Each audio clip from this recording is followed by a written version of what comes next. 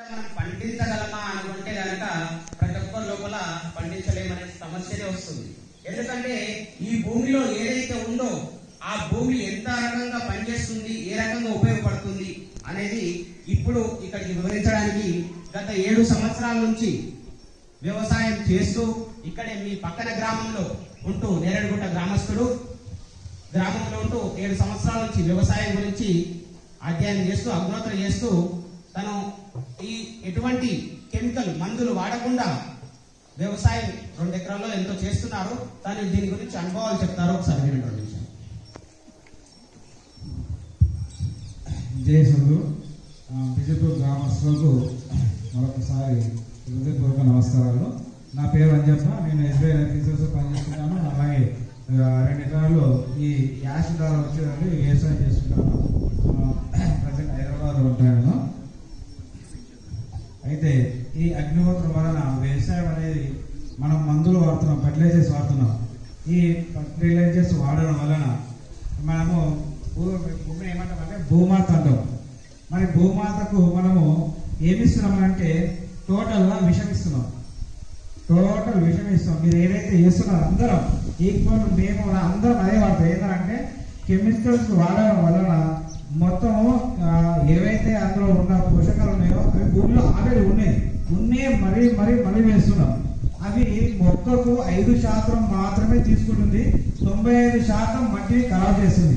ఒకప్పుడు దున్నితే కనుక వానపాములు వస్తున్నాయి భూమి లోపల, ఇప్పుడు ఒక పురుగు కూడా వస్తున్నాయి. ఉత్త వేస్ట్ మట్టి వస్తుంది. అంటే ఆ విధంగా కావాలంటే మన భూతల్లిని మనమే ఖరాబ్ చేసుకున్నాం. కాబట్టి ఈ రోజున రోగాలు రావడము,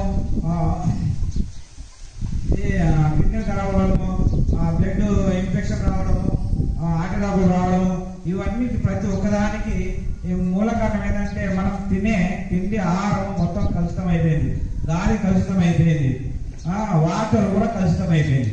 అంటే ప్రతి పంచభూతాలు ఇప్పుడు చాలా విపత్కర పరిస్థితులు ఉన్నాయి. కాబట్టి మళ్ళీ తిరిగి పరిస్థితికి వెళ్ళాలంటే ఒకటే మార్గం ఈ అగ్నిహోత్రం. ఈ అగ్నిహోత్రం వచ్చినటువంటి యాష్ మనము తీసుకువెళ్ళి కొద్దిగా ఇప్పుడు 5 ఎకరాల వారు ఒక అర్ధెకరమో ఎకరనో వారానికి ఒకసారి తీసుకువెళ్ళి మీ పొలాలలో చల్లితే ఒకటేసారి పోదు. కనీసం ఒక 3 లేదా 4 సంవత్సరాల తర్వాత ఆ కెమికల్స్ మొత్తం తీసేస్తుంది. ఒకటేసారి కెమికల్స్ మొత్తం తీసేయడానికి లేదు. ఎందుకోసమంటే భూమి లోపల కర్బన శాతం అనేది లేనే లేదు. భూమి లోపల కర్బన శాతం, కర్బనం అంటే ఏంటి? బొగ్గు అంటే బూడిద. ఇది ఉంటేనే మొక్కలు భూమి లోపల నుంచి మంచి పోషకాలను తీసుకొని మనకు మంచి ఆహారాన్ని ఇస్తుంది. అది లేనే లేదు. సైంటిస్టులు ప్రతి గవర్నమెంట్ కూడా ఆల్రెడీ చెబుతూనే ఉన్నాయి.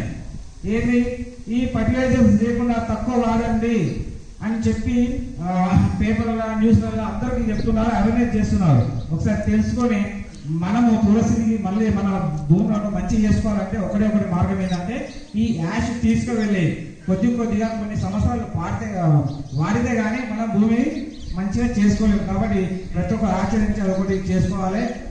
అదేవిధంగా ఇక్కడ వచ్చినట్టు మన బిజెపూర్ గ్రామస్తులకి మరీ ఏం చెప్పేదంటే ఈరోజు చాలా మంది వచ్చారు, సంతోషకరం.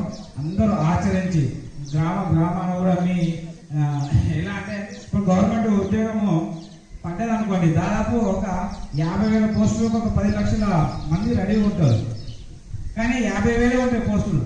అలాగే కూడా మీ గ్రామస్తులలో కూడా ఎంతమంది ఉన్నా ఇది మీరు ఇంతమంది వచ్చారంటే మీరే అంటే ప్రజెంట్ మీరు ఈ అగ్నిహోత్రంలో ముందున్నట్టే, మీరు అప్లికేషన్ పెట్టుకున్నట్టే. కాబట్టి ఆ ముందు ఉన్నది మా ఎంతో పోకుండా మీరు ఆచరిస్తూ దీని అనుభవాలు అంటే ఎవరు వాళ్ళు మేము ఆచరిస్తున్నాం కాబట్టి మా అనుభవాలు చెప్తున్నాము. ఇది చెప్తే కూడా వచ్చేది కాబట్టి ఇది తీసుకొని ఆచరించి అప్పుడు మీరు ఈ మొత్తం మీ గ్రామాలను ఆచరింపజేయవలసిందిగా కోరుతున్నాము. జై